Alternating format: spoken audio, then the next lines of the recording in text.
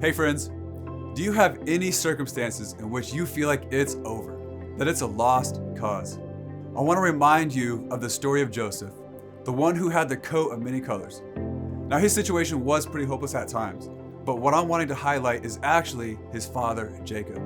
Now Joseph's brothers strongly envied him, so they sold him to some slave traders who were on their way to Egypt. They then put blood on his coat before presenting it to their father, saying, "Look at what we found. Doesn't this robe belong to your son?" Their father recognized it immediately. He said, "Yes, it is my son's robe. A wild animal must have eaten him." Joseph has clearly been torn to pieces.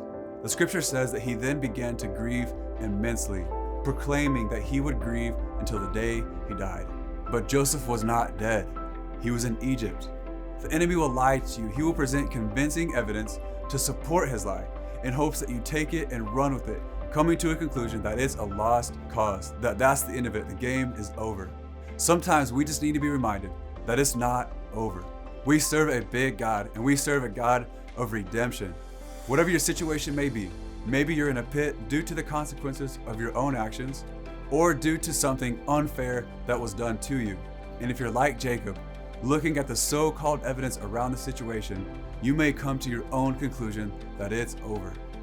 Maybe you experienced a turn for the worse, but God can take your situation and write a story of redemption.